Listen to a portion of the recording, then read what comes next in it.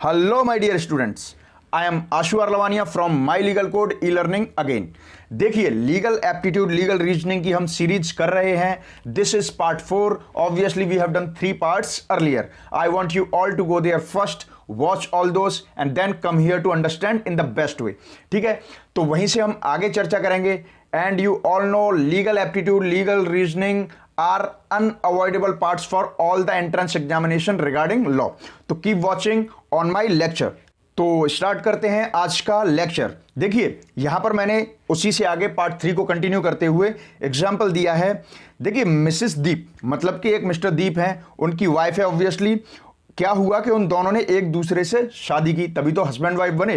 ठीक है, लेकिन हुआ क्या कि 1 साल बाद, शादी के 1 साल बाद हस्बैंड गायब हो गया, डिसअपियर हो गया। ठीक है, काफी पॉसिबल कोशिशें की किन्ने, मिसेस दीप ने, उसको फाइंड करने की कि उनका हस्बैंड कहां गया है। लेकिन बहुत लंबे समय बाद उन्हें पता चलता है कि उनके हस्बैंड लंदन के लिए एक शिप पर, मतलब क्रूज होता है, शिप होता है जो पानी का जहाज होता है, उससे ट्रिप पर गए थे। लेकिन अरेबियन सी में वो शिप क्रैश कर गया और उसके बाद शायद कोई खबर नहीं आई, तो उन्हें लगा कि वहां पर जो शिप क्रैश किया है वहां पर उनके वाइफ की मौत हो चुकी है। And finally she accepted that now she is a window. ठीक है, यहां तक बिल्कुल क्लियर। उसके बाद क्या हुआ कि जब उनको ऐसा लगा कि अब मेरा हस्बैंड इस दुनिया में नहीं है, तो उन्होंने कैसे भी करके गेट ओवर किया और दूसरी शादी करने का फैसला किया। लेकिन जब वो शादी कर रही थी तभी अचानक मिस्टर दीप रीअपियर हो जाते हैं, मतलब कहीं से मिस्टर दीप आ जाते हैं, क्योंकि उन्हें आइडिया लगा था। लेकिन it was not confirm. Confirm कब होता है? सही मायने में legally it is confirm when you have the dead body. लेकिन डेड बॉडी कहीं थी नहीं, तो उनकी वाइफ ने सोचा कि अब वो नहीं है, जैसा भी इंसिडेंस उन्हें पता चला। फाइनली जब वो कैसे भी करके मानी कि चलो दूसरी शादी अब कर लेती हूं, तभी वो रीअपियर मतलब कि दोबारा आ जाते हैं उनके पूर्व पति। अब यहां पर होता क्या है कि जो मिसेस दीप हैं, जिनके हस्बैंड द्वारा रीअपियर हुए हैं, तो उन्होंने कहा कि देखो, मेरे होते हुए दूसरी शादी कर रही हैं। इसका मतलब, इससे हिंदी में बोलते हैं बहुपति विवाह, मतलब एक पति से ज्यादा पति बनाना, इसे कहते हैं बहुपति, और इसको इंग्लिश में टर्म होता है बाइगेमी। ठीक है, तो मिसेस दीप पर मिस्टर दीप द्वारा क्या चार्ज लगाया गया कि she is doing the bigamy. और देखिए, काफी सारे मैरिज एक्ट को देखा जाए, खासकर हिंदू मैरिज एक्ट को देखा जाए, there may be some also other, वहां पर क्या है, बहुपति विवाह या बहुपत्नी विवाह इज अ क्राइम। ठीक है, तो यहां पर यह चार्ज लगा दिया जाता है। अब इससे आगे क्या होता है, इसी को स्टेप बाय स्टेप हम समझते हैं। अब देखिए क्या होगा, जो केस लगा है बहुपति का मिसेस दीप पर, now it will be send to finally the court. यही तो होता है लॉ में, फाइनली केस जाता है कोर्ट में। और कौन डिसाइड करता है व्हाट इज लीगली राइट और wrong? It will be decided by the justice. Okay, जज जो होते हैं वही डिसाइड करते हैं व्हाट इज लीगली राइट और रॉन्ग। ठीक है, उसी के हिसाब से पनिशमेंट दिया जाता है। तो सबसे पहले यह डिसाइड करना है कि यह केस ऐसा है या नहीं है। देखिए, मैंने आपको पहले ही बताया था कि जब आप कभी भी क्रिमिनल लॉ की बात करेंगे, because we are doing all these things under criminal law. If you go to the previous lecture you will understand this, that we are discussing the criminal law. तो क्रिमिनल लॉ में मैंने आपको बताया था fundamental principle होता है mains रिया का। Mains रिया मतलब आपका मेंटल इंटेंशन, मतलब कि आपका गलत इरादा, गिल्टी माइंड जब तक नहीं है, तो कोई भी अगर क्राइम आपसे बिना इरादे के या गलती से हो जाता है तो उसको क्राइम नहीं समझा जाएगा। अब उसी को याद रखते हुए आपको यहां पर ये अप्लाई करना है। You need to apply in the same way. कैसे करेंगे? देखिए, मिसेस दीप ने सबसे पहले पूरी इंक्वायरी की। इंक्वायरी करने के बाद when she got confirmed about this that her husband is no more, उनके हस्बैंड नहीं है, तब उन्होंने ये डिसाइड किया कि अब मुझे शादी कर लेनी चाहिए। तो उन्हें यह लगा था कि उनका पति अब इस दुनिया में नहीं है। तो जब उन्होंने शादी के लिए हाँ किया तो उनका गिल्टी इंटेंशन या गिल्टी माइंड नहीं है। गिल्टी माइंड क्यों नहीं है? क्योंकि यह कंफर्म होने के बाद कि अब उनका पति इस दुनिया में नहीं है, तभी उन्होंने हाँ किया। अब जब मेंटल इंटेंशन नहीं है तो क्राइम कैसे हो सकता है? यही तो मैंने आपको प्रीवियस लेक्चर्स में बताया था। अगर आपको नहीं समझ में आ रहा है, I want you to go there again in the previous lecture and you will understand all the concept. वैसे तो मैंने यहां पे थोड़ा सा रिवाइज कर दिया है, हाउएवर इट इज नेसेसरी, लेकिन I want you to go there first, you will understand in the best way. ठीक है, तो यहां पर कोई भी मेंटल इंटेंशन गलत तरीके का मिसेस दीप का नहीं था, इसलिए उनको क्रिमिनल लॉ के अंतर्गत कोर्ट में सजा नहीं दी जाएगी। ठीक है, यहां तक क्लियर? देखिए, यहां पर एक टर्म दिया हुआ है, मैंने हाईलाइट कर रखा है रेड कलर में, bona fide. Sometimes it is directly asked in the examination, what does it mean? Bona fide का मतलब होता है गुड फेथ।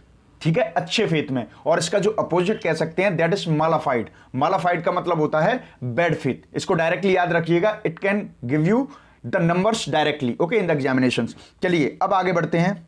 अब हम बात करेंगे जनरल एक्सेप्शंस, मतलब कि कुछ एक्सेप्शंस ऐसे होते हैं जिनमें कि आप वो जिसकी हम बात कर रहे हैं उसको अप्लाई नहीं कर सकते। वैसे आप you all are preparing for entrance examinations, so you are not expected to know this term, but when you get admission in your desired premier college then you will understand this what is the mean of exception. अभी मैं starting में आपको बता देता हूं, exceptions होते हैं कि कुछ केसेस में कुछ एक्सेप्शंस दिए जाते हैं जिनमें कि आप बच सकते हैं, मतलब कि दोषी या अक्यूज्ड को बचाया जा सकता है। अब वो कैसे कैसे हो सकता है, देखिए क्रिमिनल लॉ में अगर मान लीजिए अक्यूज है, वो अगर ये प्रूव कर दे कि वो इनोसेंट है, मतलब कि वो मासूम है, वो बेगुनाह है, तो उसको छोड़ा जा सकता है। अब ये कैसे होगा, उसको प्रूव कौन करेगा? देखिए अगर आप पर कोई भी केस लगा है, if you are accused in a case, you need to prove your self as innocent. आपको खुद ही अपने आप को इनोसेंट प्रूव करना पड़ेगा। इसकी जो पूरा दारोमदार है वो आप ही के ऊपर है। आपको इनोसेंट प्रूव करने के लिए कोई और नहीं आएगा, आपको खुद ही प्रूफ वगैरह या डॉक्यूमेंट्स प्रूफ, कैसा भी प्रूफ हो, आपको पेश करना पड़ेगा। You need to present those documents in front of और proof in front of the जज। ठीक है, एग्जाम्पल के लिए मैंने दिया हुआ है, जैसे कि ए है, ए ने कोई ऑफेंस किया, कोई भी अपराध किया, तो मान लीजिए वो खुद अनसाउंड माइंड और इनसेन है, मतलब उसके अंदर थोड़ा सा स्क्रू ढीला बोलते हैं ना देसी लैंग्वेज में, स्क्रू ढीला है या वो थोड़ा सा सन की है। अगर ऐसा कोई इंसान है जिसकी की मानसिक स्थिति, मतलब उसका जो मेंटल बैलेंस ठीक नहीं है, अनसाउंड माइंड का है या इनसेन है, थोड़ा सा पागलपन है, उसकी बुद्धि बिल्कुल सही तरीके से नहीं डिसाइड कर पाती है क्या हो रहा है क्या नहीं हो रहा है, तो अगर वो प्रूव कर देता है कि वो थोड़ा सा पागल है, अनसाउंड माइंड का है, तो उसको क्रिमिनल लॉ के अंतर्गत जो भी उस पर केस है वो नहीं लगाया जाएगा। There may be some other type of remedy you can say in the criminal law, but यहां पर क्रिमिनल लॉ के अकॉर्डिंग इसको नहीं लायबल ठहराया जा सकता। उसका रीजन क्या है? क्योंकि मैंने आपको पहले बताया था you can never skip one legal term that is mens rea. Mental intention आपके होशो हवास में जब तक नहीं होगी तब तक आप क्रिमिनल नहीं कहलाए जाओगे। ठीक है, कुछ और भी हो सकता है, लेकिन अब यहां पर सीधी सी बात है, अगर मान लीजिए ए ने कोई भी ऑफेंस किया, उसको खुद को इनोसेंट प्रूव करना है while showing that he is or she is of unsound mind और insane, उसका लॉयर जो होगा वही प्रूव करेगा। ठीक है, उसके बिहाफ पर लॉयर प्रूव करते हैं। Everyone must know about this. अब जब हम जनरल एक्सेप्शंस की बात करेंगे तो कौन कौन से ऐसे तरीके होते हैं जहां पर जनरल एक्सेप्शंस को लागू किया जा सकता है। ऐसा थोड़ी ना है कि कुछ भी होगा आप बोलना स्टार्ट कर देंगे, नहीं। There are some steps, okay, in everything you must follow some steps. जब भी हम बात करेंगे जनरल एक्सेप्शंस की तो ये 3 तरीके के मैंने highlighted in the red colour दिया हुआ है। अनसाउंडनेस ऑफ माइंड, अभी मैं बात कर रहा था इसी के बारे में, और इंसेनिटी ऑफ अक्यूज्ड, जिस पर आरोप लगाया गया है, अगर वो ये प्रूव कर दे कि उसका दिमाग सही तरीके से काम नहीं कर रहा है, वो बिल्कुल मेंटल बैलेंस में नहीं है, उसकी मतलब मानसिक स्थिति बिल्कुल ठीक नहीं है, तो वह बचा सकता है अपने आप को। उसके अलावा इंटॉक्सिकेशन ऑफ अक्यूज्ड, अगर मान लीजिए किसी भी तरीके से उसके दिमाग में या उसको कोई ऐसा ड्रग दिया गया है या छुप करके साइलेंटली, वॉल्यूंटरली नहीं, I will discuss it later on, लेकिन यहां पर ऐसा नहीं जानबूझ करके नहीं, अगर गलती से कहीं से इंटॉक्सिकेशन हो गया है, किसी ने जहर दे दिया है, या अक्यूज्ड इस स्थिति में नहीं है, is not able to understand what is right और रॉन्ग। ठीक है, अगर ऐसी स्थिति में नहीं है, वो अपने मानसिक स्थिति से नहीं समझ सकता है, उसको इंटॉक्सिकेट किया गया है, तो भी वह अपने आप को बचा सकता है, लेकिन प्रूव किसे करना होगा? उसको खुद को। ठीक है, right of private defence of accused मतलब एक होता है प्राइवेट डिफेंस, खुद के बचाने का जो अधिकार होता है, जिसको जनरली हम बोलते हैं सेल्फ डिफेंस। ओके, हम इसके बारे में भी बहुत अच्छे से चर्चा करेंगे, don't worry about this, but right now I am saying right of private defence. अगर अक्यूज्ड जो है वो ये प्रूव कर दे कि उसने अपने बचाव के लिए कानूनी रूप से जो अधिकार मिला हुआ है उसको यूज करते हुए अपने बचाव के लिए हमला किया था या वो क्राइम किया है, तो भी वो बच सकता है। इस तरीके से 3 तरीके के मैंने आपको ये डिस्कस किए हैं, यही जनरली होते हैं। इन एक्सेप्शंस को यूज करके अक्यूज्ड जो है अपने आप को बचा सकता है। Obviously lawyer will prove on the behalf of accused. देखिए यहां पर एक बात और याद रखिएगा, मैं फिर बोल देता हूं कि अक्यूज्ड को खुद प्रूव करना पड़ेगा that he is able to get the exceptions, कि वह इन एक्सेप्शंस का यूज करके बच सकता है, उसको खुद प्रूव करना पड़ेगा। लेकिन जनरली अगर कोई आरोप लगा रहा है here I am talking about the person who is going to accuse other. अगर कोई आरोप लगा रहा है तो आरोप लगाने वाले को यह प्रूव करना पड़ेगा कि हां इसने मेरे साथ ऐसा किया है, ठीक है। और जब वो एक बार ये प्रूव कर देगा कि इसने मेरे साथ ऐसा किया है, then now if accused wants to take the benefit of general exceptions, accused has to prove that he is having among all this three, okay, then after he is able to get the provision of general exceptions. सीधी बात है, accused को अपने को बचाने के लिए general exceptions की जो कंडीशंस है वो प्रूव करनी पड़ेंगी, और पहले जो केस को लेके जा रहा है कोर्ट में, जो अक्यूज लगा रहा है, एक्यूजेशन लगा रहा है, उसको ये प्रूव करना पड़ेगा कि इसने मेरे साथ ऐसा किया है अच्छे तरीके से, इधर से उधर से, हर तरीके से। I repeated many times in front of you, I don't think you have any problem. अब इससे हम आगे बढ़ने का काम करते हैं। हमने बात की जनरल एक्सेप्शंस की, उसमें 3 टाइप भी बता दिए। अब मैं एक एक करके आपके सामने एग्जांपल्स के थ्रू उनको और क्लियर करूंगा step by step to approach the most correct answer. देखिए मेरा यही मोटो है कि आपको घबराने का मतलब ही नहीं आना चाहिए, स्टेप बाय स्टेप चलना है, पैनिक करना नहीं है, और sentence by sentence you need to understand everything step by step, you will go to most correct answer. Okay, that's my motto. Keep working with me, okay, keep watching this video. देखिए legal principle and factual situation, these 2 components are there for format of the questions in the examination. तो सबसे पहले start करेंगे unsoundness of mind और insanity of accused, जो general exception है उसके अंदर। देखिए एक क्वेश्चन है, उसका लीगल प्रिंसिपल ऑब्वियसली आपको दिया होगा। देखिए आप किसी भी ऑफेंस को तब तक कोई ऑफेंस नहीं कह सकते हैं जब तक कि उसको करने वाला इंसान बिल्कुल सही, मतलब कि होशो हवास में हो, या कह सकते हैं कि अगर सामने कोई भी क्राइम करने वाला व्यक्ति होशो हवास में नहीं है, बेहोशी की हालत में है, या उसको करने वाले को यह नहीं पता है कि मैं क्या करने जा रहा हूं, he can not decide that what is going to be legal right और रॉन्ग। ओके, तो ऐसे अनसाउंडनेस ऑफ माइंड का अगर कोई व्यक्ति होता है तो उसको हम क्रिमिनल नहीं कह सकते, ही can not be stand responsible for that crime. ठीक है, यही तो बात कर रहे थे, और लीगल प्रिंसिपल में भी यही लिखा हुआ है। अब हम आगे इससे बात करते हैं फैक्चुअल सिचुएशन के बारे में, और उस फैक्चुअल सिचुएशन को like case study you can से, उसको पढ़ते हुए आपको पॉइंट्स निकालने हैं।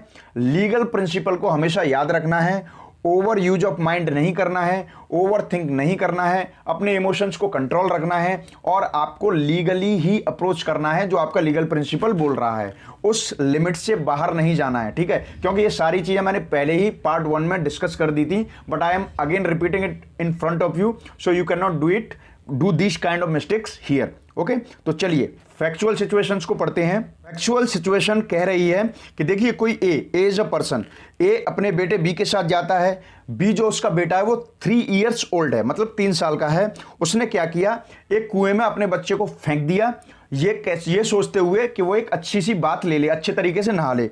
10 मिनट बाद वो क्या करता है, खुद भी अच्छे से नहाने के लिए उस कुएं में कूद जाता है। थोड़ी देर बाद क्या होता है कि गांव के लोग उसमें कूद करके उसके बच्चे को और उसे बचाते हैं। जब पता चलता है कि जो बच्चा है वो मर चुका है, अब इस केस में क्या हुआ कि उस व्यक्ति पर, उसके पिता पर, जिसने कि उसको फेंका था अच्छे बात लेने के लिए, अच्छे तरीके से नहाने के लिए, उस पर चार्ज लगाया जाता है कि उसने ये मर्डर किया है, उसने अपने बच्चे को मारा है, he is the murderer of his own son. ठीक है, यहां तक बात समझ में आई। ये फैक्चुअल सिचुएशन है, you need to understand everything step by step using the legal principle, you need to find out the answer, you all must know about this.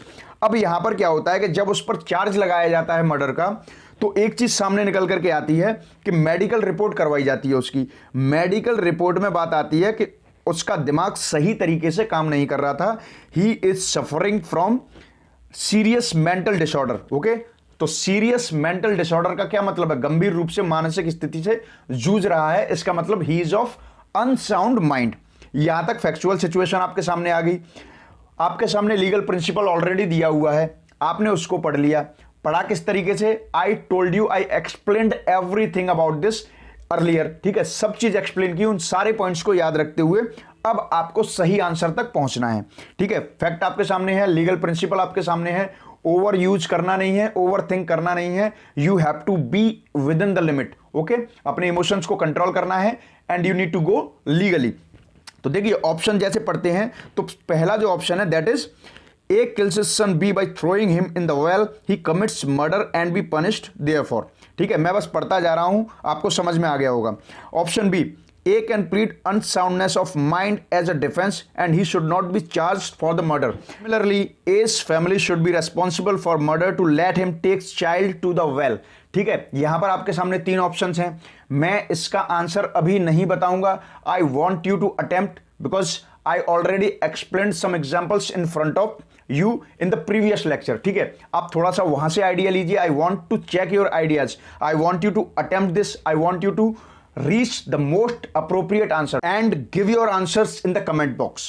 Don't worry, don't get hesitated. Every time I'm here, if you have any problem, come to the comment box, tell me as usual. Okay, I will be there for you 24/7.